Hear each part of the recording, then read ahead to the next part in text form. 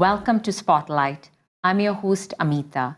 Join us weekly to get inspired by success stories and transformational events. Many times, our voices get lost towards oppression, and then we turn to an advocate. Our guest today is a results-oriented professional with over 30 years' experience as a powerful advocate for women. She is the current Executive Director for South Asian Women's Centre, which is the only organization for South Asian women in Toronto. It's my pleasure to welcome to our show Ms. Kripa Sekhar. Thank you, Amitha. It's so nice to have you here. And it's such an important topic we want to tackle today, especially with the center as well. But first of all, let's start off by letting our viewers know about your background, growing up, education. So actually, it's very interesting, but before I came to Canada, I studied to teach English at the Women's College where I was working in Hyderabad. And, I taught there for many, many years. I think it was close to 1972, and then I got married in 73, and then there was a break. And then after that, I continued. So I would say for about 12 to 14 years, I worked continuously, even though my husband was an armed forces officer. And I don't know, it was just something that, his family was here, so they wanted him to come away to Canada. And so they sponsored him, and we got our immigration in 1990. I have two daughters. They are quite, they're mature young women, they're working. But, like a lot of immigrants, it was an experience. It was a challenging experience. It was not the easiest. Because my husband got a flying job way up in the northern Saskatchewan, in a place called Wollaston Lake, we decided to move to Saskatchewan. But that job was precarious, was not the best, so he came back. And he had to venture out into other ordinary kind of jobs for survival. And I started working with the Saskatchewan Action Committee on the Status of Women, initially as a communication coordinator, but then also as their provincial coordinator. I also, when I was in Saskatchewan, did a short stint with the Saskatchewan Human Rights Commission as their equity advisor, as well as worked at the University of Regina to teach English 101. But I didn't feel drawn to any of those careers as I did working with women in the area of issues that concerned women. So I continued with my job at the Saskatchewan Action Committee, even though the pay wasn't great. It was, it just kept your head above water. And because it's funded by the government, the federal government at that time funded all the status of women's groups. So in 2004, there was a call for an executive director in Toronto. And I had no intention of moving from Regina. My daughters were grown up, but my friends who were in Montreal, etc., said, "No, come on, take a dive, try. Why don't you?" So on the last day, at the last minute, I applied, and I was really surprised I was offered the job. And I thought I would try it for 3 months, but I was asked to do it for 3 years at a minimum. So I came in. There were many, many challenges. So I decided that what I had learned in my job in Saskatchewan, in the mainstream, because I was working with mainstream women, with women from the mainstream, with women with disabilities, women who were lesbian, women who were trans, women who were Indigenous women, and women like ourselves, refugee and immigrant women, as we have been labeled. So it was there that I learned, a lot of ways in which to work through a system. And I thought, why don't I use that to benefit my own community? And so I decided to take the job and move. And I remember it was very hard for my husband because, we were quite well settled there. But I made the move. I'm very happy I did. because I believe the organization has grown. It's doing well. It's a very unique organization which looks at many different ways in which we can support women in innovative ways, where women who have faced violence can come together without labeling them as survivors or whatever it is. So no stigma. No stigmas attached, yeah. And it's a way of bringing women together who may have that experience or who may have gone through that experience, and they're like informal mentors in a setting, right? We have so those are some of the things that I think I really enjoyed working with the South Asian Women's Center. I never imagined that I would be here for 15 years, but it's close to 15 years that I'm here. So that's great. So you have had a lot of experience, you brought with you when you came to Toronto, and that helped you, like you said, you create a safe environment so the women can come and participate in the projects that are offered. But I guess then when you take on a client-to-client basis, you then kind of customize it. Since you said you have worked a lot with mainstream and then you had to work with the South Asian women, was that any different when you had to customize it to them? Oh, I mean, it's a world of difference. You're dealing with very, very complex issues. Some of them are similar, some of them are...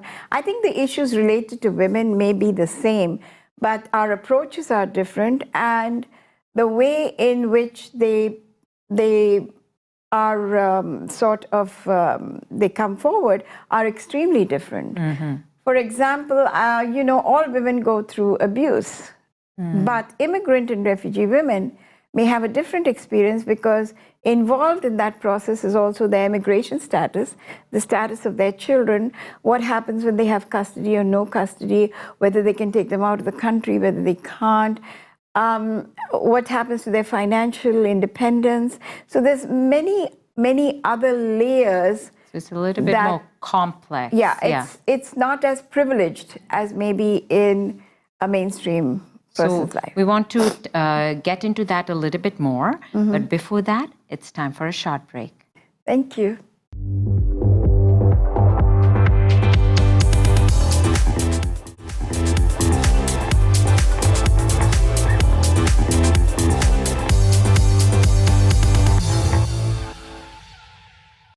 Welcome back to Spotlight. We are talking to the Executive Director of SOC, i.e. South Asian Women's Center, Ms. Kripa Sekhar. So this is great. We heard about the experience that you brought to Toronto with you, and now in the position as Executive Director at SOC. Tell us a little bit more about what SOC offers. We already heard a little bit about how the women can come to a very safe environment, but tell us about the services offered. So we are a multi-service agency. We offer services in counseling, basically linguistic appropriate, culturally sensitive counseling. So we have a Bengali counselor, we have Urdu Punjabi, and she also speaks Arabic. We have Tamil, Sinhalese, and we have and Telugu, but we also have Tibetan, we have Nepalese, we have Portuguese as well as a Spanish counselor, because there's a need in that community. We have an office on Markham Road where there are services 3 days a week, mostly for Tamil clients, but they do see other clients. So the doors of SOC are not closed to anyone. So the one-on-one counseling support is intake and referral. So there's an internal referral process. Which language is this client suitable for? And then that internal referral, in turn, that counselor will determine if this client has housing needs, they have needs related to their immigration settlement, whether it's housing, schooling, sponsorship guidance, helping them if they're students to get through their school years in a way that is much more easy, making their life easier and more comfortable. They also assess for mental health and employment, and they refer to outside agencies as is suitable for those clients to be helped, because not every outside agency can provide those culturally sensitive support services. So we have to be very, very careful. We support both South Asian men, women, their families, as well as other community members in this work. But our group support services are for women only. Only, okay. Yeah, because that's a safe space for women. Our board is all women. We have a women-led board. Our staff is all women. So it's a very women-centered agency. How does one refer? Self-referral or?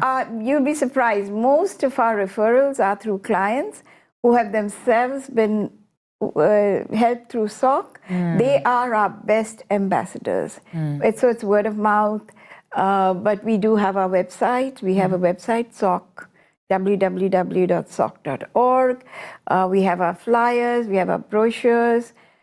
We do a gala once a year just to fundraise because our budget is less than $500,000 a year.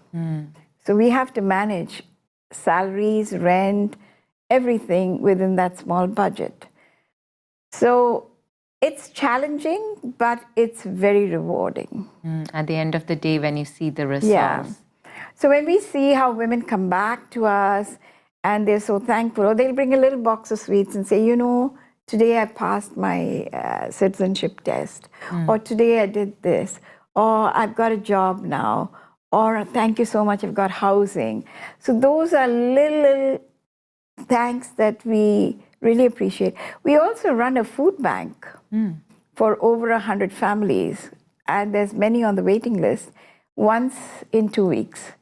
So we're part of the Daily Bread Food Bank. We do get some food items from them, but then we don't get the South Asian specific goods like dals and rice and oil. So there are some South Asians in the Markham area who actually get together, there's 10 families, and bring us once in a while, or it's the Hindu Sabha temple at Brampton that will provide us with some food items. So you kind of associate with other organizations and work together. Yeah. Okay. Now I understand there have been some particular projects that have been, well done under your guidance since you took office. So can you enlighten us about some of these special projects? So what happened was in 2011, when our funding was cut by the federal government and we lost all our settlement funding for about $600,000, there were 38 other agencies. We had to, re-energize ourselves and diversify funding. So I applied the status of women for a project called There Is No Honor in Violence Against Women and Girls, because I had been listening a lot to the association of violence and abuse with certain communities.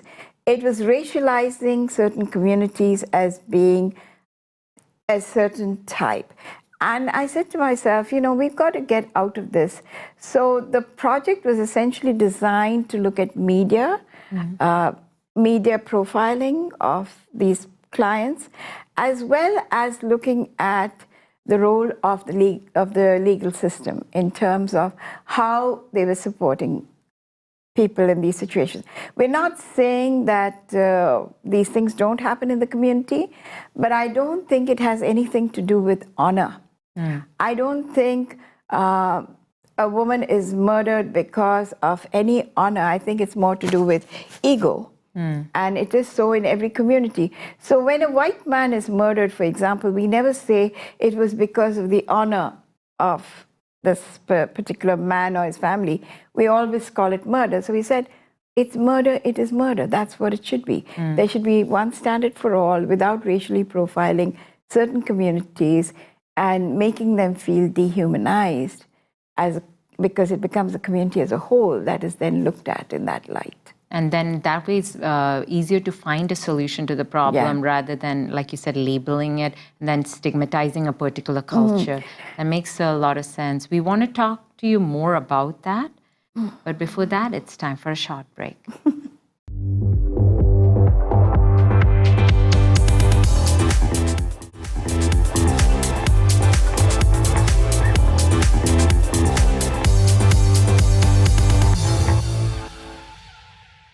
Welcome back to Spotlight. We are talking to the Executive Director of SOC, Ms. Kripa Sekhar. So this is great. Under your guidance, SOC has looked into not having the media profile, murders as honors, right? Yeah, we've tried to separate the word honor from murder and violence and abuse. What we've said is murder and murder should be viewed in that context, that there should be no labels attached to it. Because in every community, there's an issue of abuse and violence. That is one project, I think, that was very successful. We've done a training tool. We've done another very successful project, which was forced marriage is human trafficking. So when they had the CPR or the conditional permanent residency, we found that there was a huge escalation of women who had not yet completed 2 years in the country, and their status was likely to be taken away. In fact, we had a young woman from the airport come to our office and say that at the airport she was told her husband said, she's not married to me, and they were going to send her back. But her friends brought her to us. And she was only 23 years old. And finally, but her father said, no, I want her to come back home. But it was so sad because there was so much of money spent. And, there are many, many stories like that. So we decided that there had to be some remedy for this. So we focused on a project called Forced Marriage is Human Trafficking. Because these women, we felt, were being trafficked from their home countries in the guise of marriage, which is a legal tool, but there was a lot of exchange of money and goods and everything. And women were coming here and finding that they were basically they had not come here to do what they thought they were. Yeah. And then they were being used. They were being used. And That's abused. Quite sad. Yeah. So wow, there's a lot of important projects that SOC has been part of. What is your long-term vision and mission, I would say, with SOC? My long-term vision is that, I'm doing my succession planning already, because in the next couple of years, I'm hoping to phase myself out and bring in someone dynamic who will take over the work and take it to another level. But we have a wonderful staff, a very, very dedicated and committed staff who are well connected to the community. So I think it's very important for these staff members and the agency to feel that there's community support, to feel that the community feels for them, to feel that they have a giving spirit and that they can give back to the community and that they can also rely on the services we provide. And so I think I'm challenging the community at large, my own community, to say, hey guys, there's a place that you can support which needs your help, which needs your support in many ways, more ways than one, not just by saying I can volunteer, but actually putting your money where your mouth is, by providing, whether it's food stuff, whether it's providing other forms of, support, but also to spread the word and to refer other clients who need our help to the center. Well said. So I'm just amazed by how much has been achieved, under your leadership. If you have one memorable project that you have done either as part of SOC or as you being an advocate for women over the years, even outside Canada, what would be that one memorable project for you? That's a hard one because they're all important. Well said. I think it's the way in which we try to fit. We try to maneuver the system. We try to maneuver to make sure that people are supported in the right ways, that they're able to get their lives sorted back. We do have homeless women too, who come to SOC for help. And we have helped them to go through their lives, to find shelter, to find help, and they come back even after 25 years. There's one particular woman who still comes back She says, this is my home. So when we hear those kind of words, it's not about projects, it's about their lives and how they respond to that need and how much affection they have for the agency that is supported them. And that speaks in itself for the work of the agency. Yes, When I think clients... the agency, like I said, the staff and the team as a whole it's a unique team. It works to resolve issues. We're very, very, we believe in problem solving. We're very client focused and client oriented. Well, Kripa, it's been a pleasure talking to you today. Thank you so much for enlightening us on this important topic. And now our viewers are more aware about what's out there with SOC. Thank you so much. I appreciate the interview, Amitha. We wish you all the best. Thank you. So that was Ms. Kripa Sekhar, who has inspired us today to listen to the voice of others. Well, that's a wrap for this week's show. Thank you for watching us. Continue to follow us on Facebook, Twitter, and write to us at spotlight@ethnicchannels.com. Until next week, this is Amitha signing off, encouraging you to pay heed to your community needs.